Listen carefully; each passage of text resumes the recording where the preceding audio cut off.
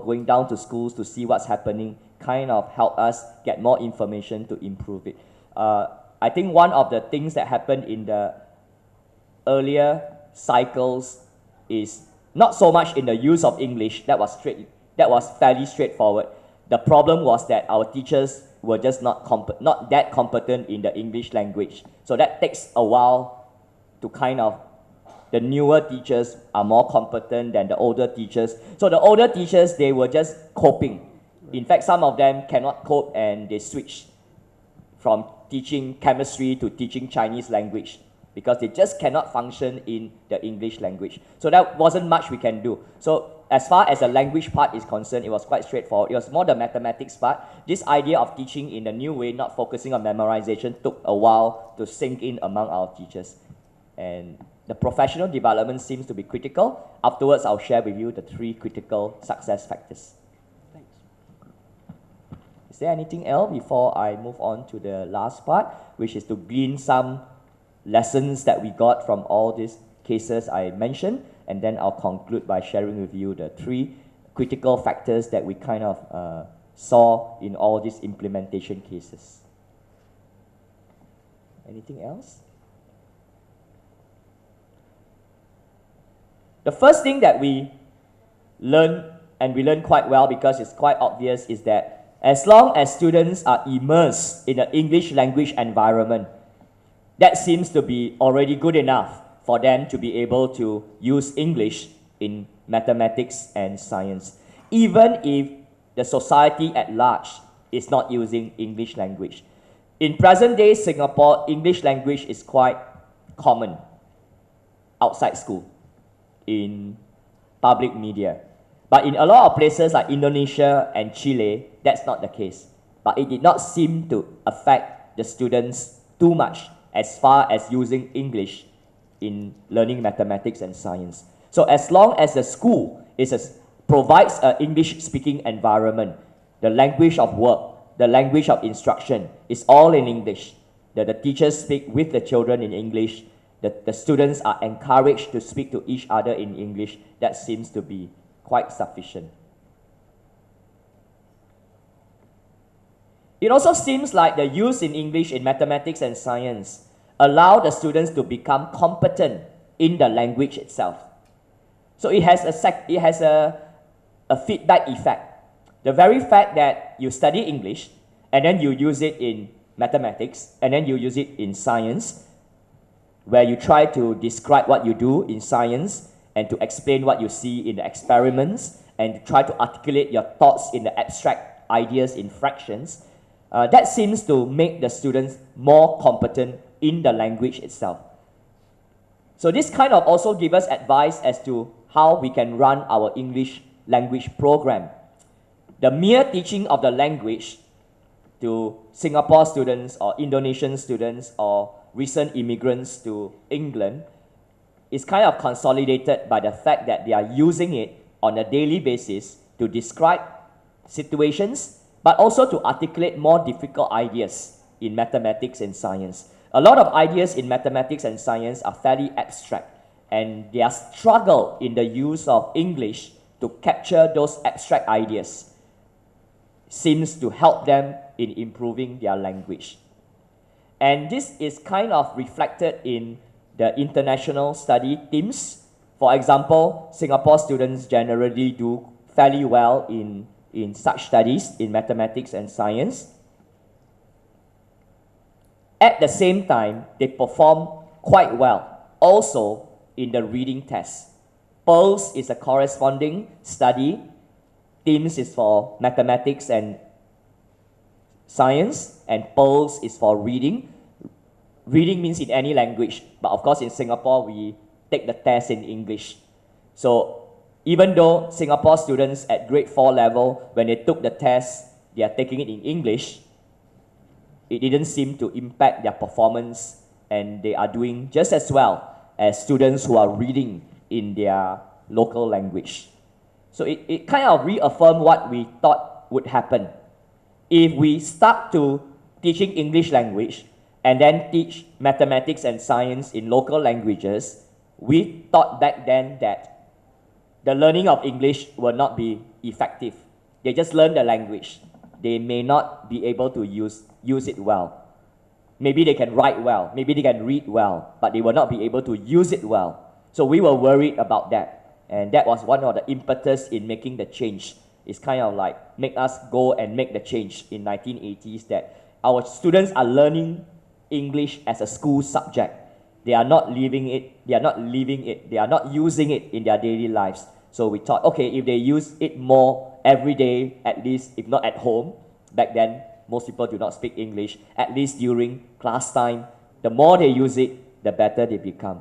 And years later, this is confirmed by international benchmarking studies, where our Singapore students are fairly highly ranked as far as their reading competency is concerned.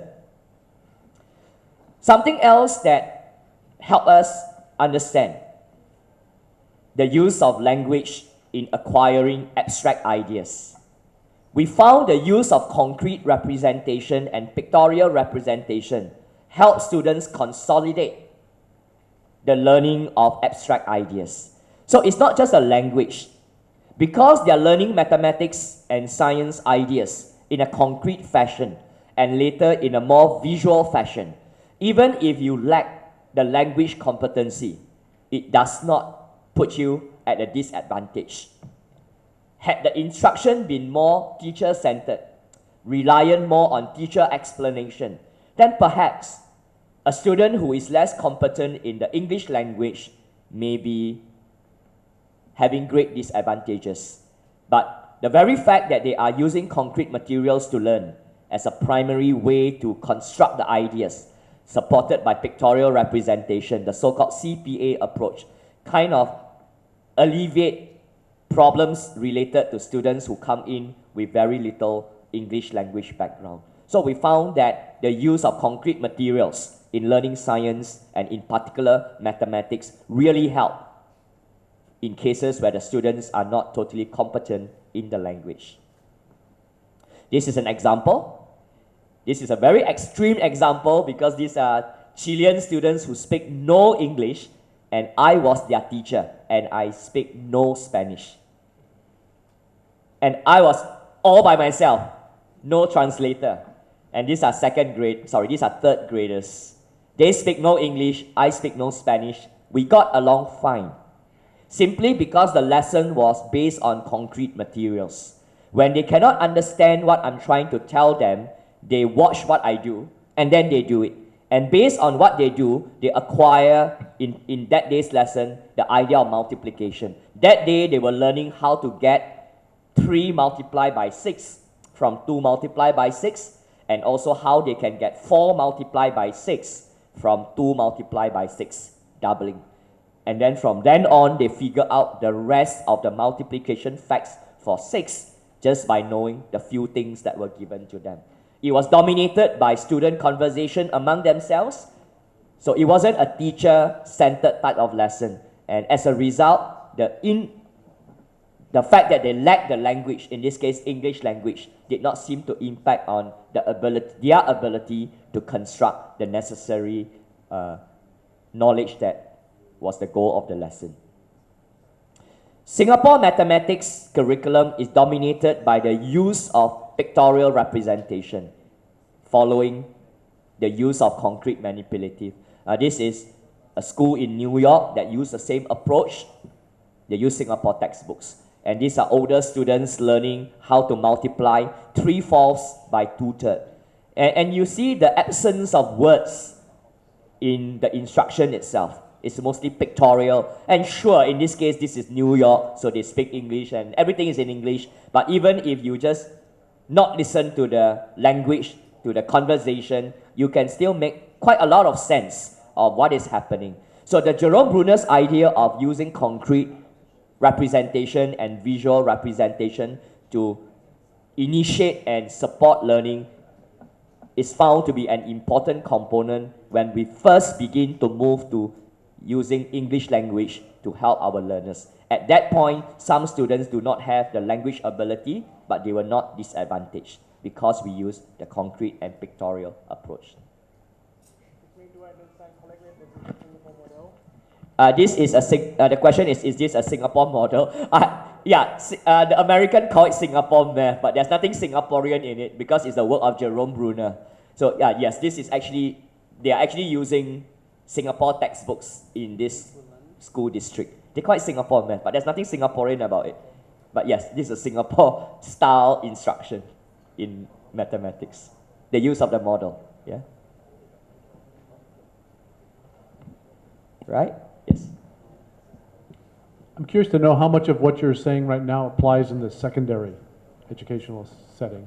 Right. When they move on to secondary school, we expected them to have the competency of a learner, a competency that is kind of a first language learner, right? How much of this apply at the secondary level? I think this example kind of answer part of the question. For example, this is not yet secondary, but this is like grade 5, grade 6, when they do an algebraic problem like this. So these are 5th graders in New York, again using Singapore textbooks, solving a Singapore word problems from the Singapore textbook. And what they do, as you can see, is they use pieces of paper to model the quantities. So they were trying to model and figure out a situation where box B contains twice as many books as box A, and box C contains 20 more books than box A, and together the 3 boxes contains 116 books. And this pedagogy of using concrete materials, all that, continue to be emphasized in secondary school, except that a lot of times it may no longer be necessary if the students have learned it well in the elementary grades. So most secondary schools in Singapore hardly ever have to use concrete materials in all the lessons. But when they do a new lesson, most teachers will still be encouraged to use some concrete introduction. So this CPA approach is actually not age dependent. Jerome Bruner says when students learn a new idea, they must encounter concrete representation. So I suppose for calculus, they will still begin in a concrete way. But let's say for fractions, I suppose they will not, because the students are no longer new to fractions. But the use of pictorial representation help our secondary students who continue to struggle with the language. Because in this case, the students try to show, okay, if this is the number of books in box A, then box B is twice as many. So this is how it looked like.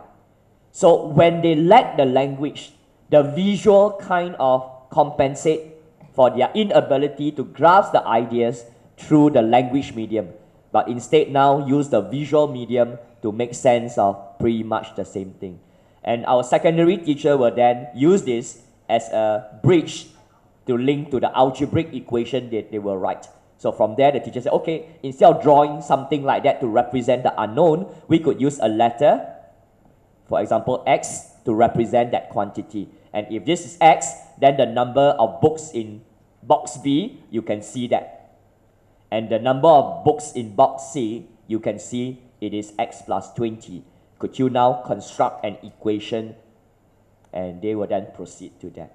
And from there, they can learn why is it that the next step will be 4x equals to 116, take away 20. Because visually you can see, if you take out the 20, you will then be left with 4x.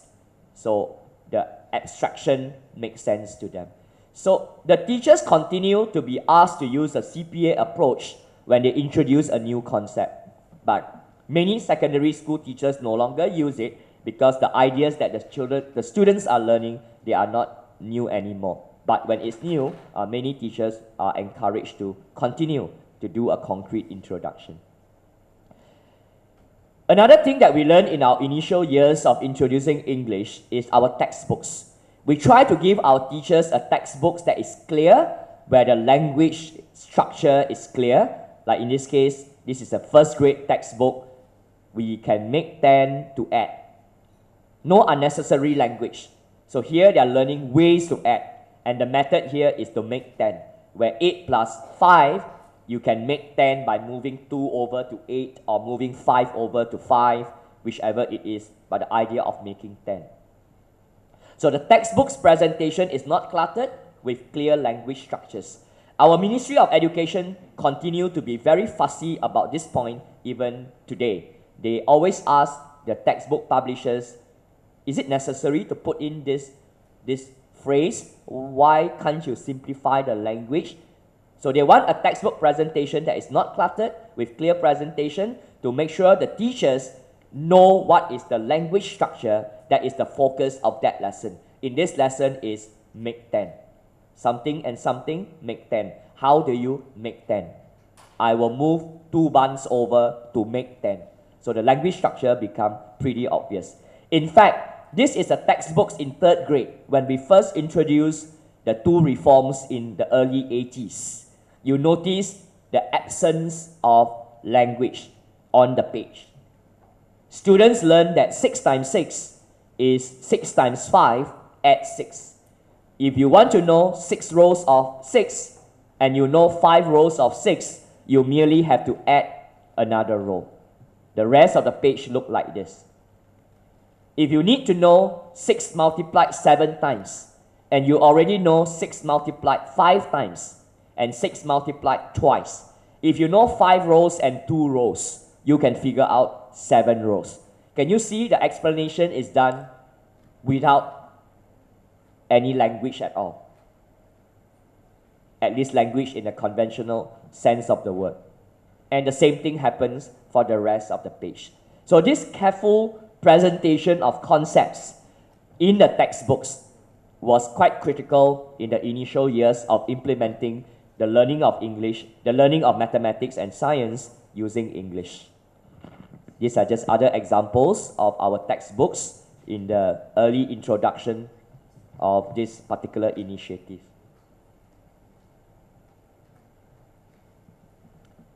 Something else that we learned is that getting students to keep a notebook to articulate or at least to learn to articulate their ideas is important. Today, the use of math journal continue to be a critical component of Singapore mathematics classroom. This is not a Singaporean school, but it's a school in the Philippines adopting some of the ideas we use in Singapore. And all their students have a math journal on a daily basis. They struggle to put down some ideas. Of course, the teacher will give them some instruction. Sometimes it could be as simple as write down 2 things you learned today. Write down 1 thing that make you feel excited today. Sometimes they have to write a note to a friend who is absent today, what we learned today. Sometimes they have to explain how they solve a problem. So the scaffolds are given by the teacher on a daily basis, the last 5 minutes of every lesson. We found that students keeping a math journal helps learners who do not often use the language outside the classroom to be more competent, not just in mathematics and science, but also in the language itself.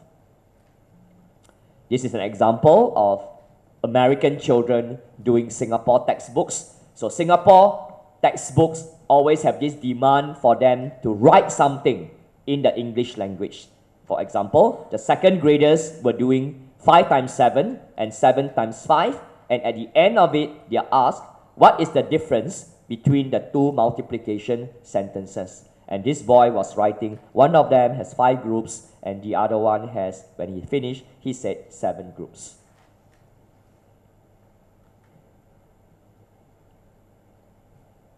In mathematics, we have peculiar language, like regroup.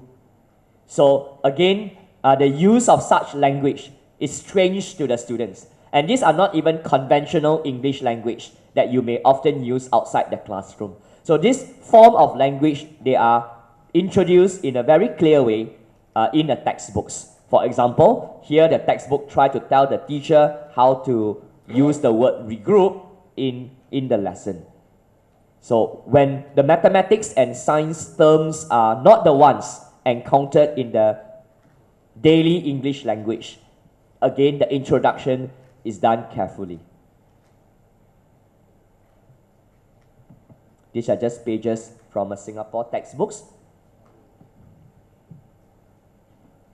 I will finish up this presentation by sharing with you 3 keys to successful implementation of what we went out to do in the 80s, using English to teach mathematics, science, and everything else, and then also the new approach to teaching mathematics and science.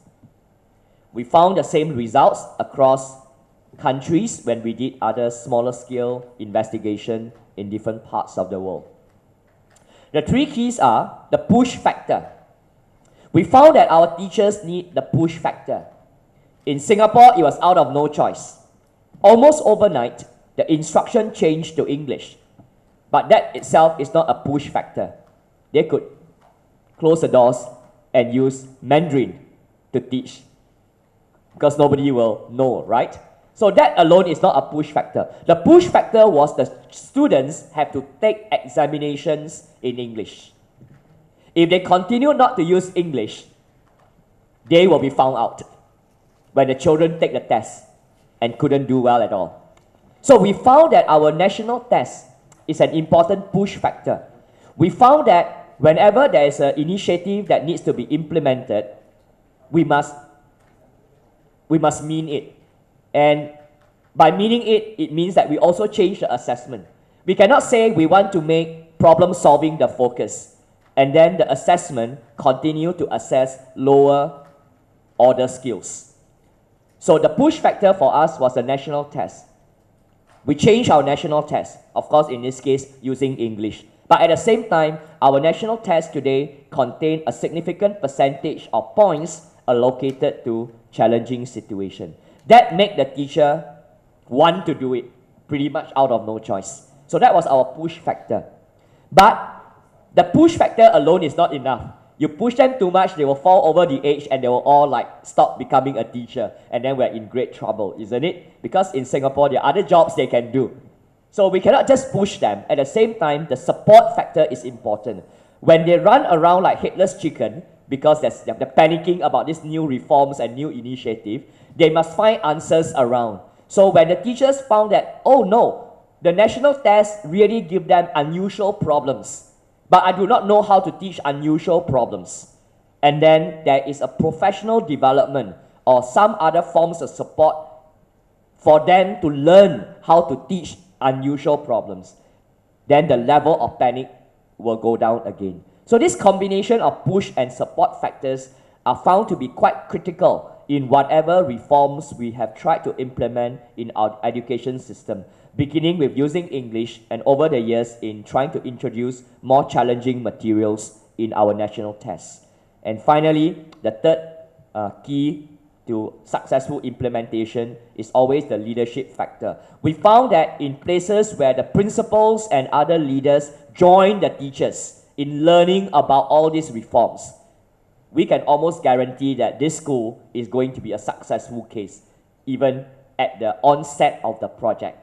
And when we go to a place where the principal say, oh, I leave it to the teachers, and they never appear at all in any of the workshops, we found that usually they are the ones who are going to be less successful. So the support of the principals, as in joining the teachers, giving them the message that we are all in this together, seems to be quite important in implementation of the things that we wanted to do. And I will just conclude by giving you some data to say that over the years, we have seen our students really improve, not just in mathematics and science, but also in reading literacy, because of the changes that started way back in the 80s and continue to be happening, and of course, with some refinements along the way. The thing is, Singapore started off not well at all. As reflected by international data, this is the work of Eric Hanushek and colleagues at Stanford. They kind of put all the international benchmarking studies in literacy, science, mathematics on a common scale. And here I show you some of our Asian countries. And you can see that Singapore was just a typical Southeast Asian countries, even as recent as the 80s, when we first participated in some international studies.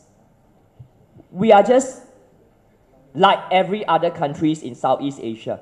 But I suppose our Singapore government felt that that is not adequate, simply because unlike our neighbors who are rich in resources, we buy sand from Indonesia and water from Malaysia, we cannot just continue to do the status quo. And the difficult decision, the unpopular one, was to use English to teach everything else and to change the way we teach mathematics. Two big changes at the same time to the two core subject areas.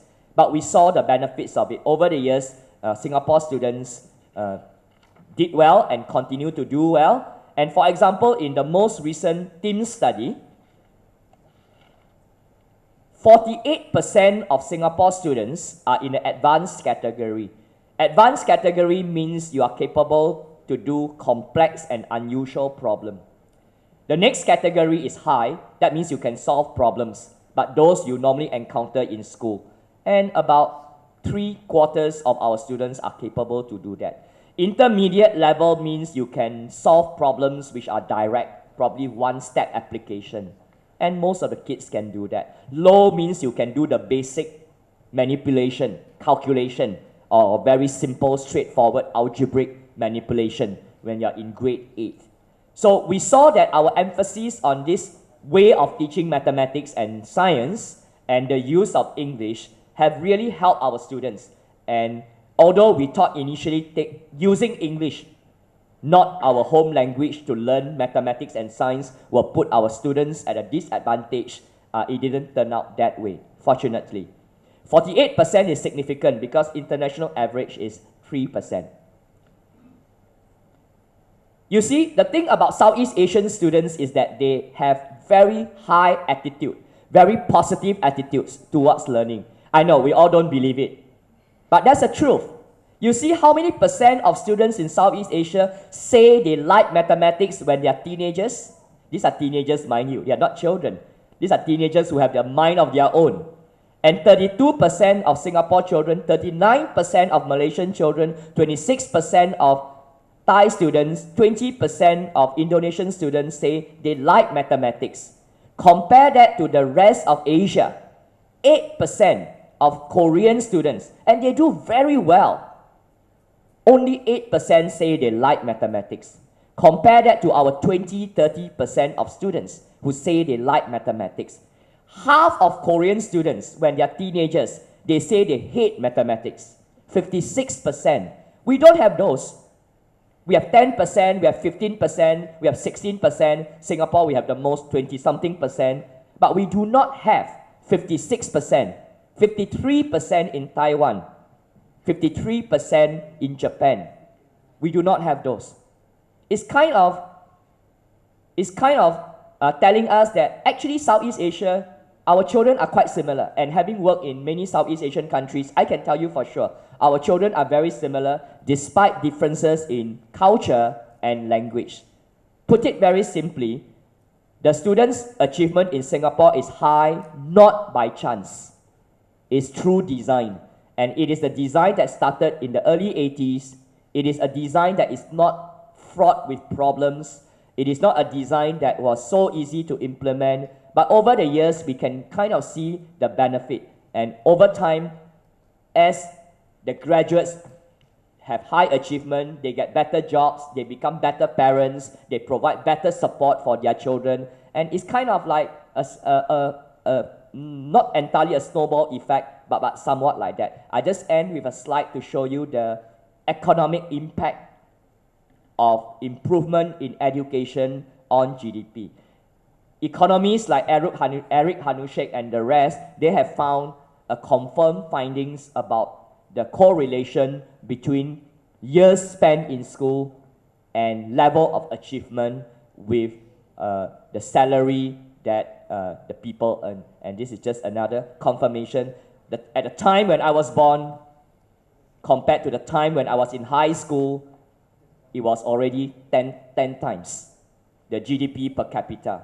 And by the time I become a middle-aged adult, it was 100, more than 100. It's not 100, right? It's 1,000 times compared to when I was born. So I just want to end my presentation here. There might be some other questions or other points you want to raise before I pass it back to the chairperson. Any questions you have? Sure.